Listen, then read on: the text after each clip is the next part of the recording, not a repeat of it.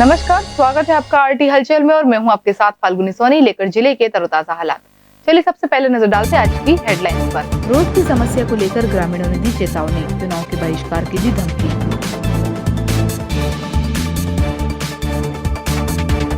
मानधाता सिंह उपचुनाव सीट के लिए शुरू हुई बयानबाजी, विधायक सुरेंद्र सिंह ने किया दावा। आरटी हलचल की खबर का हुआ असर, रेणुका अधूरे रोड का शुरू हुआ कार्य।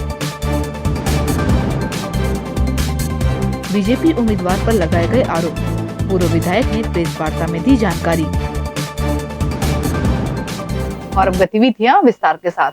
बीजेपी द्वारा पूर्व विधायक सुमित्रा देवी को अपना उम्मीदवार घोषित किए जाने पर कांग्रेस ने पलटवार करते हुए एक प्रेस वार्ता के जरिए सुमित्रा देवी पर गंभीर भ्रष्टाचार के आरोप लगाए। कांग्रेस छोड़ बीजेपी का दामन थामने वाली सुमित्रा देवी काजडेकर के बीजेपी द्वारा अपना उम्मीदवार घोषित किए जाने पर कांग्रेसियों ने सुमित्रा देवी काजडेकर पर आरोप की झड़ी लगा दी है। मंगलवार को कांग्रेसी वरिष्ठ नेता और पूर्व विधायक रविंद्र महाजन ने एक प्रेस वार्ता आयोजित कर सुमित्रा देवी पर भ्रष्टाचार सहित गंभीर आरोप लगाए। पंचों से 20% कमीशन मांगा और इसीलिए उनका 52 लाख रुपए ही बटा है, जो एडवांस में किस्त मांगते थे और एडवांस में नहीं देने के कारण इन्होंने किसी को भी फंड राशि अलॉट नहीं की। तो इसको लेकर कोई जांच एजेंसी से पूरी मामले की जांच कराने की मांग करेंगे? नहीं, जांच क्या, वो तो भाई उन्होंने व्यवहार पैसा मांगा। जैसे आप सरपंच हो, आपसे पैसा मांगा, आपने सरपंच पैसा नहीं दिया तो आपको विधायक निधि का लेटर नहीं दिया। देंगे अभी एक उप सरपंच, ये अभी हमारे अशोक पाटिल साहब आए हैं, इनसे ही उन्होंने 20% मांगे थे। ये बयान देंगे आपको, जनता के बीच में खुलेआम बोलूंगा ना, जब आपके माध्यम से हम मीडिया तक जनता तक पहुंचाने के लिए तो आपसे बात कर रहे हैं हम। विधायक सुमित्रा काजडे जो निपानगर से कांग्रेस के उम्मीदवार थे, वो अपने कार्यकर्ताओं से भी निर्माण कार्य विधायक निधि के लिए जो भी राशि मांग करते थे पंचायत वाले, उनसे 20% के खुलेआम राशि मांगते थे और वो भी एडवांस जमा करो तत्पश्चात लेटर देती थी। लेटर यदि राशि नहीं दी तो योजना आयोग में संबंधित ग्राम पंचायतों की फाइल को रोक दिया जाता था। प्रदेश में उपचुनाव को लेकर शुरू हुई चुनावी हलचल में उम्मीदवारों को लेकर बयानबाजी शुरू हो गई है। मानधाता सिंह से ठाकुर परिवार के सदस्य को उम्मीदवार बनाए जाने के लिए विधायक ने अपना बयान जारी किया है। प्रदेश में आगामी दिनों में उपचुनाव की संभावित तिथियों की घोषणा होने के बाद राजनीतिक गलियारों में दावेदारी को लेकर बयानबाजी शुरू हो गई है। मानधाता सीट को लेकर क्षेत्र के निर्दलीय विधायक ठाकुर सुरेंद्र सिंह ने मानधाता सीट को लेकर कांग्रेस द्वारा उनके परिवार में टिकट दिए जाने पर चुनाव लड़ने की मंशा जाहिर की है।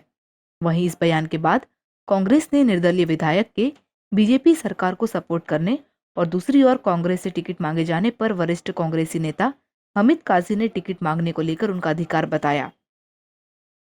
वहीं सुरेंद्र सिंह के राष्ट्रीय अध्यक्ष पर दिए गए बयान का समर्थन करते हुए कमलनाथ और दिग्विजय सिंह को इस पद के योग्य होना बताया। नहीं, जो मेरा अनुभव रहा है कमलनाथ जी के साथ, मैंने इतने साल जो साथ में देखा है, मुझे लगता है कमलनाथ जी से अच्छा व्यक्तित्व तो आज ऑल इंडिया कांग्रेस कमेटी को संभालने के लिए नहीं मिलेगा।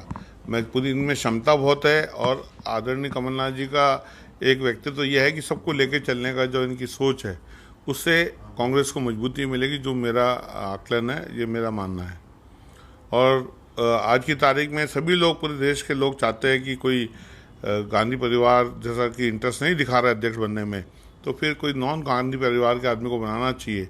तो उसमें मुझे लगता है कमलनाथ जी से अच्छा व्यक्ति मिलेगा नहीं, उनसे अच्छा इंसान इस ऑल इंडिया कांग्रेस कमेटी को अध्यक्ष के रूप में मिलेगा नहीं। मंदाता में इन दिनों आपकी सक्रियता देखने को मिल रही है, क्या वहाँ से भी कोई? वहाँ से भी अगर कांग्रेस पार्टी अच्छा उम्मीदवार नहीं उतारेगी और तो जो भी आने वाले समय में अगर हमें लगेगा कि हमको लड़ना चाहिए तो बिल्कुल लड़ेंगे। हम जनता की डिमांड पर लड़ूंगा मैं। जिस तरह से बुरहानपुर में जनता ने मुझे लड़ाया था, उस तरह से वहाँ से मुझे बहुत बार फ़ोन आ रहे हैं, ऑफर आ रहे हैं, तो मैं उस हिसाब से। वो सुरेंद्र सिंह ठाकुर जो एमएलए बुरहानपुर से निर्दलीय एमएलए है। अब निर्दलीय का अर्थ यह है कि वो किधर भी कुछ भी बयान दे सकते हैं। कभी क्षेत्र के विकास के लिए बयान देते हैं, कभी खुद के टिकट के लिए बयान देते हैं, कभी पत्नी के टिकट के लिए बयान देते हैं। ये उनका अधिकार है बयान देने का। एक बयान मैंने भी पढ़ा उनका, आज सुना, वीडियो में भी सुना कि कमलनाथ जी जैसे राष्ट्रीय अध्यक्ष कांग्रेस के बनना चाहिए, उनसे ज़्यादा सक्षम कोई नहीं है। शहर के फल सब्जी विक्रेता एसोसिएशन ने सब्जी नीलामी को पुनः पुरानी मंडी में शुरू किए जाने को लेकर जिला कलेक्टर को ज्ञापन दिया।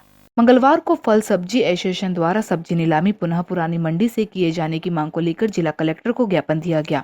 गौरतलब है कि कोरोना संक्रमण को देखते हुए रेणुका कृषि मंडी में सब्जी नीलामी शुरू की गई थी, जो शहर से दूर होने से सब्जी विक्रेताओं और किसानों को अधिक खर्च लगने लगा था। अब पुनः पुरानी मंडी में नीलामी शुरू करने की मांग की गई है। जो हमारी पुरानी मंडी में जो व्यापार चलता था, ये कोरोना के कार्यकाल में जैसे जो भी तकलीफें थी, तो भाई सब अब ठंडा होने लगा है मामला, तो उसको हमारी किसानों की तकलीफ़ जो है तो उसको दूर किया जाए। किसानों को बहुत तकलीफ़ हो रही है, किसानों को हर मुश्किल का सामना करना पड़ रहा है। किसानों को जैसे जो चीज़ 50-20 रुपए में सनवारे से मंडी के अंदर आ जाया करती थी, वो वहाँ पे 200 रुपए के अंदर उसको ले जाना पड़ रहा है किसान को। और किसान को जो है उसके दाम तरीके के नहीं मिल रहे उस मंडी के अंदर। यहाँ पे क्या है कि दोनों फल और सब्जी दोनों साथ में रहते हैं तो दाम भी अच्छे मिलते हैं। और दूसरी बात यह है कि जो मंडी जो है ये बहुत बड़ी है, जो सनवारे की मंडी है, इसको अगर कानून ने प्रशासन की जगह इसकी व्यवस्था कर दिया जाए तो बहुत अच्छे से यहाँ पे भी कारोबार चलेगा। नेपा नगर विधानसभा क्षेत्र के ग्राम सरोला और उसके आसपास के किसानों और ग्रामीणों ने हनुमंत खेड़ा महलगुराड़ा रोड मार्ग का नहीं बनने पर चुनाव के बहिष्कार का ऐलान किया। आगामी दिनों में नेपा नगर विधानसभा के उपचुनाव होना है। उपचुनाव की सरगर्मियों के बीच नेपा क्षेत्र के ग्रामीणों ने भी अपनी पुरानी लंबित समस्याओं के निराकरण की मांग को लेकर मोर्चा खोल दिया है। ग्राम सरोला से हनुमंत खेड़ा महलगुराड़ा के अधूरे रोड निर्माण को लेकर ग्रामीणों ने इस समस्या का हल न होने पर चुनाव का बहिष्कार तक कर देने का ऐलान किया। मंगलवार को जिला कलेक्टर कार्यालय पहुंचे ग्रामीणों ने कहा कि रोड निर्माण की समस्या को लेकर कई बार जनप्रतिनिधियों को पत्र देकर मांग की गई थी, लेकिन कोई हल नहीं निकला। चुनाव होने वाले हैं, यदि इस समस्या को हल नहीं किया गया तो चुनाव का बहिष्कार किया जाएगा। सारोला फाटे से हन्नतखड़ा महलगुराड़ा जो रोड है, कम से कम 6 साल से वो रोड का कोई निराकरण नहीं हो रहा है। हम प्रशासन से यही मांग करने आए हैं कि जो अभी उपचुनाव है तो हनुमत खेड़ा सारोला महलगुराड़ा सभी बाड़ा डांडा सभी जो किसान हैं सब ने एकजुट होकर ये आगे निर्णय लिया है कि हमारा रोड नहीं बनता है तो हम चुनाव का बहिष्कार करने वाले हैं। धूलकोट क्षेत्र की बसाली इलाके में 70 फीट ऊंचा प्राकृतिक झरना पर्यटकों के लिए आकर्षण का केंद्र बन गया है। धूलकोट ग्राम बसाली और इसराम फालिया के बीच धावड़िया पानी नदी पर 70 फीट ऊंचाई से जंगलों के बीच प्राकृतिक रूप से बहता ये झरना लोगों के लिए एक बेहतरीन पिकनिक स्पॉट बन गया है, जिसको देखने के लिए खरगोन, खंडवा, बुरहानपुर, पंधाना सहित अन्य गांव से सैकड़ों लोग देखने के लिए पहुंच रहे हैं। लापरवाही भी बरत रहे हैं। पहाड़ी नदी पर बना ये झरना किसी भी समय बाढ़ की चपेट में आ सकता है और अचानक बड़े पानी का शिकार नदी और झरने में नहाते लोग बन सकते हैं, लेकिन लोग यहाँ पर पहुंचने पर पानी में नहाते हुए लापरवाही भी बरत रहे हैं।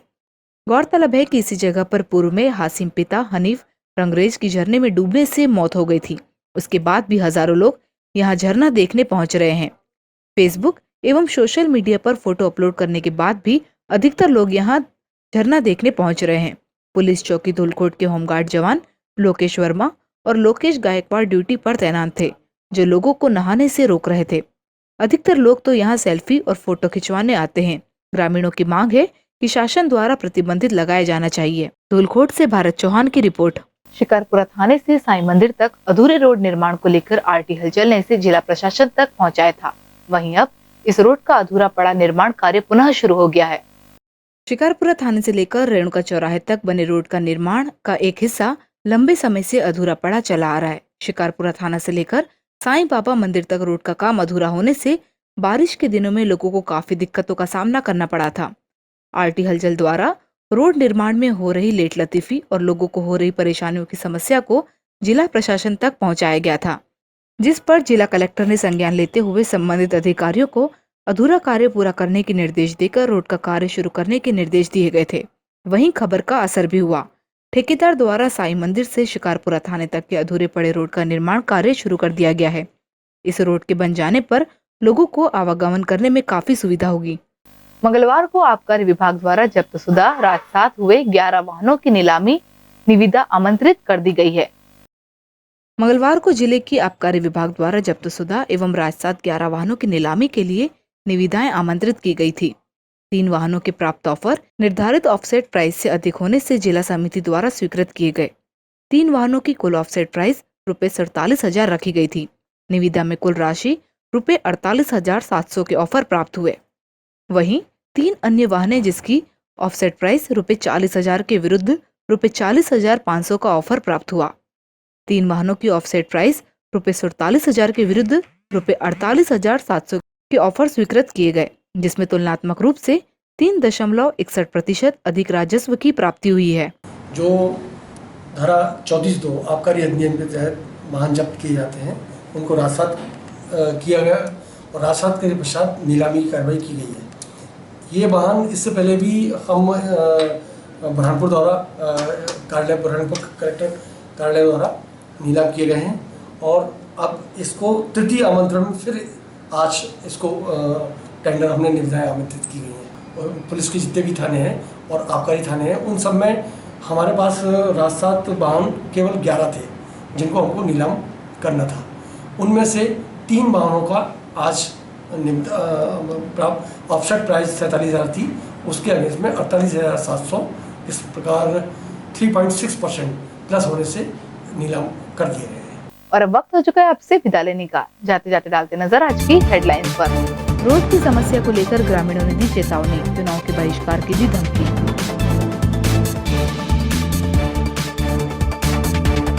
मानधाता सिंह उपचुनाव सीट के लिए शुरू हुई बयानबाजी, विधायक सुरेंद्र सिंह ने किया दावा। आरटी हलचल की खबर का हुआ असर, रेणुका अधूरे रोड का शुरू हुआ कार्य। बीजेपी उम्मीदवार पर लगाए गए आरोप, पूर्व विधायक ने प्रेस वार्ता में दी जानकारी। तो कल फिर होगी आपसे मुलाकात जिले की ताजा गतिविधियों के साथ। तब तक के लिए आरटी हलचल की पूरी टीम और मुझे दीजिए इजाजत। नमस्कार।